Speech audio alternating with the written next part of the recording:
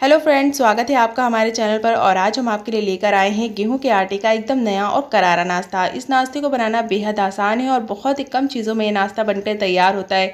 एक बार आप इस नाश्ते को बनाकर रख लेंगे तो महीनों तक खा पाएंगे। बहुत ही ज़्यादा क्रिस्पी और टेस्टी होता है। तो फ्रेंड्स, वीडियो को लास्ट तक जरूर देखिएगा और अगर चैनल पर नए हैं तो चैनल को सब्सक्राइब करके बेल आइकन को भी ज़रूर प्रेस कीजिएगा। तो चलिए फ्रेंड, फटाफट से अपनी रेसिपी को बनाना स्टार्ट करते हैं। तो फ्रेंड, इस नाश्ते को बनाने के लिए सबसे पहले हम आटा लगाएंगे। तो आटा लगाने के लिए हम यहाँ पे लेंगे 1 कप जितना गेहूं का आटा। तो इस आटे को हमने एक महीन कपड़े से छान कर लिया है। तो आटा आपको इतना ही लेना है जिसमें कि आपकी 4 रोटियां तैयार हो जाए। तो देखिए, हमने 1 कप जितना आटा लिया है। तो अब अपने आटे में हम डालेंगे स्वाद अनुसार नमक। और नमक डालने के बाद हम इसमें डालेंगे 1/4 चम्मच जितनी अजवाइन। अजवाइन को हाथों में इस तरह से क्रश करके डालेंगे। इससे इसका जो टेस्ट होता है वो बहुत ही ज़्यादा अच्छा आता है।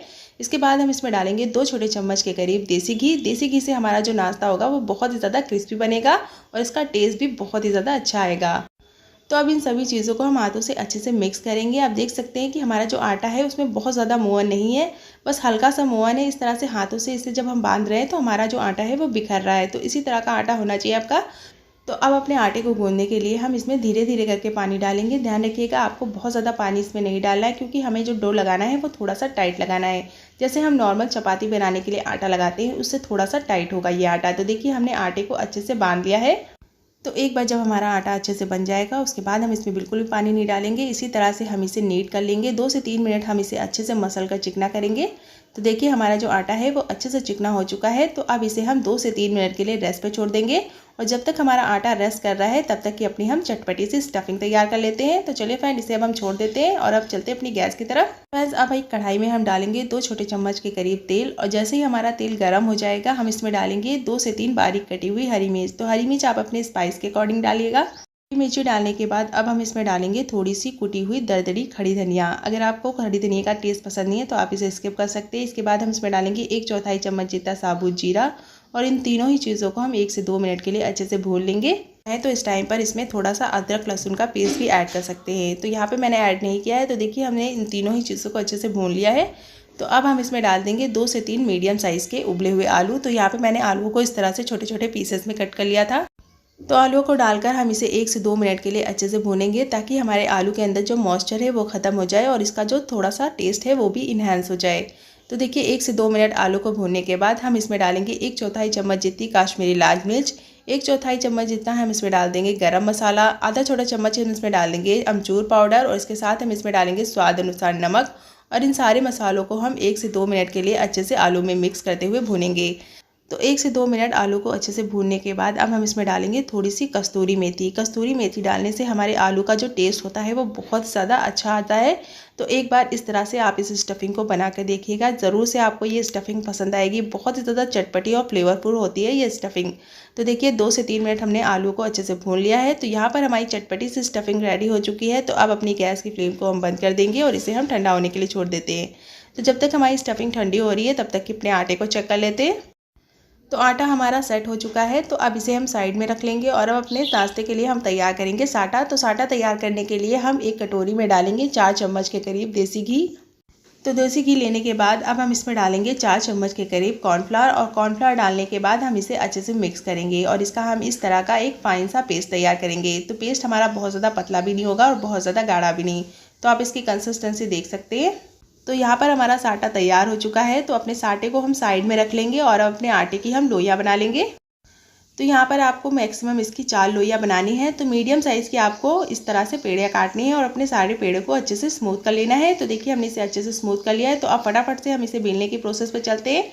तो लोई पर हम थोड़ा सा सूखा आटा लगा लेंगे और इसे हम अच्छे से बेलेंगे। तो जैसे हम नॉर्मल चपाती बेलते हैं सेम उसी तरह से आपको इसे बेलना है, लेकिन नॉर्मल चपाती से आपको इसे थोड़ा सा बड़ा बेलना है। और ध्यान रखना है कि आपको इसे इवन बेलना है, कहीं से मोटा और कहीं से पतला नहीं होना चाहिए। तो देखिए, हमने पहली रोटी बेल कर तैयार कर ली है। तो इसी तरह से अपनी हम सारी रोटी को बेल कर तैयार करेंगे। तो बस 1 से 2 मिनट ही लगेगा आपको इस रोटी को बेलने में। तो चलिए फटाफट से अपनी सारी रोटी को हम बेल लेते हैं। तो देखिए, हमने अपनी सारी रोटियों को बेल कर तैयार कर लिया है। तो यहाँ पर हमने 4 रोटियाँ बेली हैं। आप चाहें तो इससे ज़्यादा भी बेल सकते हैं, लेकिन 4 रोटियों से ही हमारा जो नाश्ता है वो बन जाएगा। तो अब हमने जो अपना साटा तैयार किया था उसे हम एक बार अच्छे से मिक्स कर लेंगे और उसके बाद इस रोटी पर हम इस तरह से 1 चम्मच के करीब साटे को चारों तरफ अच्छे से लगाएंगे। और साटा लगाने के बाद आपको इसके ऊपर दूसरी रोटी रख देनी है और सेम दूसरी रोटी पर भी आपको इसी तरह से साटा लगाना है। इसी तरह करके हम अपनी चारों रोटियों को अच्छे से साटा लगाकर सेट कर लेंगे।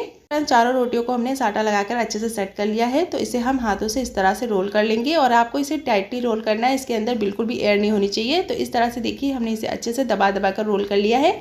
और एक बार रोल करने के बाद आपको इस रोल को भी अच्छे से हाथों से बढ़ा लेना है, ताकि हमारा जो रोल है वो कहीं से मोटा और कहीं से पतला ना रहे। तो देखिए 1 से 2 मिनट अच्छे से स्मूथ करने के बाद अब एक नाइफ़ की हेल्प से हम इसके छोटे छोटे पीसेस कर लेंगे। तो सबसे पहले हम इसके किनारे की साइड को निकाल लेंगे और इस तरह से हम 1-1 इंचेस की दूरी पर इस तरह से इसे कट कर लेंगे।